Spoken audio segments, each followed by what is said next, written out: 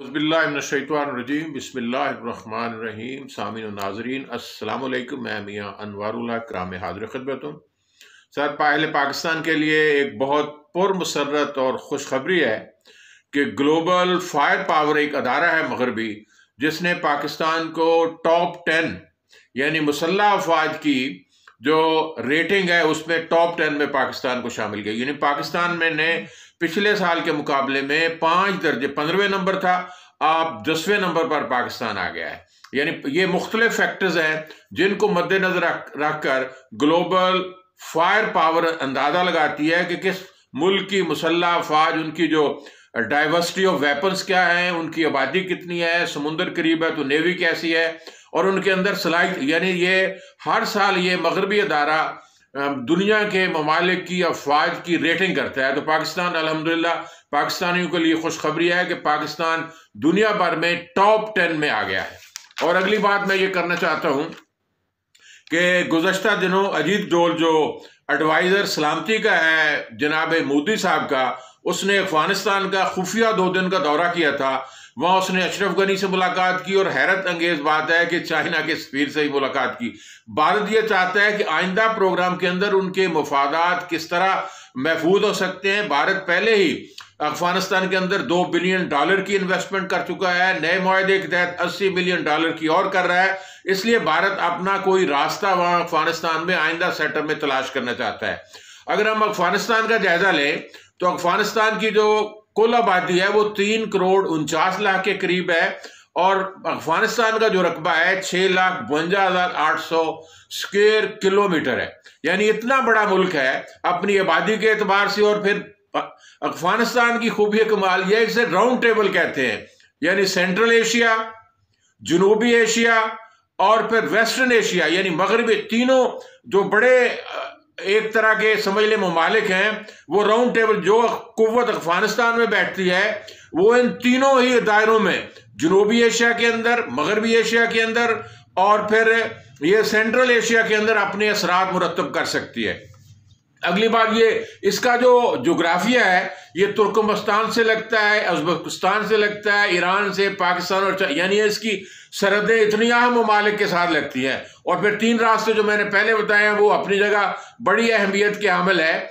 और फिर मादनियात के हवाले से भी अफगानिस्तान किसी मुल्क से पीछे नहीं। आप कहते हैं $1 ट्रिलियन हो सकता है, 2 भी हो सकता है, $3 ट्रिलियन भी हो सकता है। और सेंट्रल एशिया से जब वाबस्ता होता है उसमें भी मादनियात के बेशुमार खजाने हैं। पाकिस्तान में, बलूचिस्तान में मादनियात के बेशुमार खजाने हैं। तो इस लिहाज से जो ताकत कुव्वत अफगानिस्तान के अंदर अपना रसूख रखती है वो दुनिया में तजारती शाहराहों पर भी कामयाबी, कामरानी से, तजारत के हवाले से भी आगे बढ़ सकती है और मादनियात के हवाले से भी उसे कामयाबी और कामरानी हासिल हो सकती है। अब ट्रंप के बकौल मई 2021 में अफगानिस्तान से उन्होंने अपनी सारी मुसल्लह अफवाज को निकालना था, मासवाए 2500 समझ लें अमेरिकन फौजियों के और अपनी इंटेलिजेंस से। अब हमने जायजा लेना है क्या जो बाइडेन जो है वो भी उसी मैप पर अमल करेगा या फिर अफगानिस्तान में फौजों के इनखला में कोई मुद्दत में इजाफा करेगा। क्या जियो बाइडेन की आमद से कि रिस्पॉन्सिबल विड्रॉल होगी, यानी वहां मकामी सतह पर अफगानिस्तान में क्या कोई ऐसा सेटअप तैयार करेंगे जिसके नतीजे में वहां अमन बहाल हो सके। अगर अमेरिका इनखला करता है पहले की तरह तो वहां जो एथनिक ग्रुप हैं, वहां जो फाशिस्ट ग्रुप हैं, वहां जो दहशतगर्द हैं, तालिबान की अपनी कुव्वत है, वो कमजोर हाकम है काबुल के अंदर, उनके दरमियान एक मजीद फसाद और जंगो जदल का अमकान है। जो हमारी रीजनल फोर्सेज हैं अफगानिस्तान के इर्द गिर्द, जो रीजनल फोर्स हैं, पाकिस्तान है, ईरान है, चाइना, उनके लिए मुश्किलात के अंदर इजाफा होगा। और चाइना की जो खूबी कमाल ये है, चाइना भी वहां अफगानिस्तान में अमन चाहता है, पाकिस्तान भी अमन चाहता है, ईरान भी अमन चाहता है, मासवाए भारत के। इसलिए भारत ये चाहता है कि ऐसा इनखला हो, अगर वो तवील मुद्दत के दौर पर 1 साल 1.5 साल और अमेरिका की फौजें रुकती हैं तो भारत को अपना लुच डालने का मौका फराहम होता रहेगा। अशरफ गनी की हुकूमत भी इसको मसरत और शादमानी महसूस करेगी और भारत अफगानिस्तान की सरजमीन से पाकिस्तान पर तखरीबकारी करता रहेगा।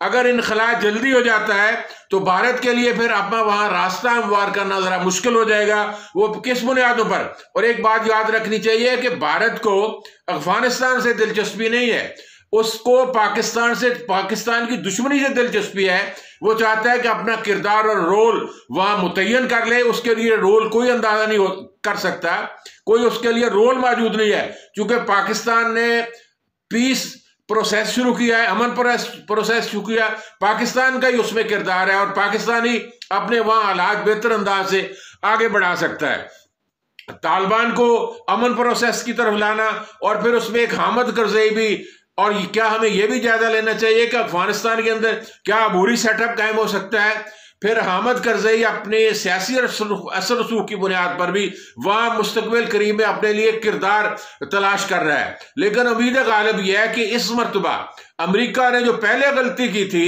कि विड्रॉल करके गैर जिम्मेदाराना रवैया अख्तियार किया था, अब मौजूदा हालात के अंदर अमेरिका के लिए यह मुनासिब नहीं है कि रिस्पॉन्सिबल विड्रॉल की बजाय गैर जिम्मेदाराना इनखला करे।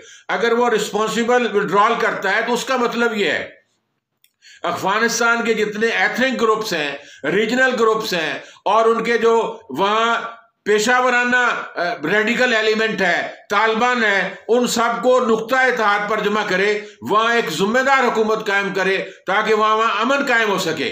अगर अफगानिस्तान में अमन कायम होता है तो फिर चाइना को उसको यह फायदा होगा कि बिल्ड एंड रोड जो उनका मनसूबा है, जिसने 70 ममालिक तक जाना है, वो 2013 से उसका आगाज हुआ है, सी पैक भी उसका हिस्सा है। तो फिर इन हालात से सी पैक भी महफूज होता है भारत की तकरीबकारी से, और फिर उसके साथ बिल्ड एंड रोड का मनसूबा भी जो 70 ममालिक तक जा रहा है, वो भी कामयाबी और कामरानी से आगे बढ़ता है। उसको BRI कहते हैं, जो वन बेल्ट वन रोड का मनसूबा है। मैं ये समझता हूँ उन हवालों से पाकिस्तान की बेहतरी, ईरान की बेहतरी, चाइना की बेहतरी और इंडिया की बदबख्ती है कि वहां एक जो विड्रॉल हो वो जिम्मेदाराना हो, वहां के मकामी लोगों को किसी नुक्ता इत्तेहाद पर जमा किया जाए ताकि वो कामयाबी और कामरानी से वहां अमूर ममलिकत को सरअंजाम दे सके।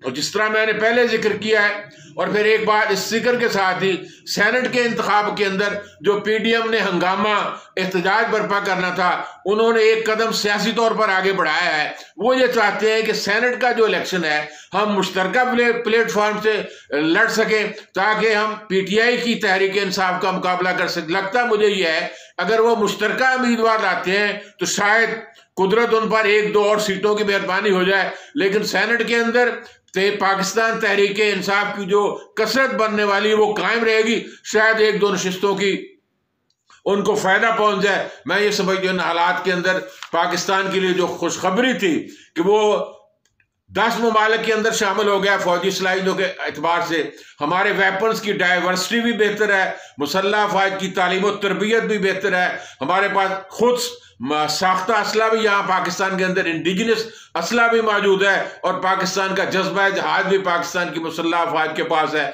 तो मैं ये समझता हूँ ये खुशखबरी के साथ, अफगानिस्तान के हालात के साथ और फिर सेनेट के हालात के साथ आप सबको बाखबर किया है। प्लीज़ मैं गुजारिश करता हूँ अहबाब से कि इस चैनल को सब्सक्राइब कीजिए, मुआशी सतह पर, सियासी और समाजी सतह पर हालात से आगाह हो जाइए। वाखिर दाना वल्हम्दुलिल्लाहि रब्बिल आलमीन।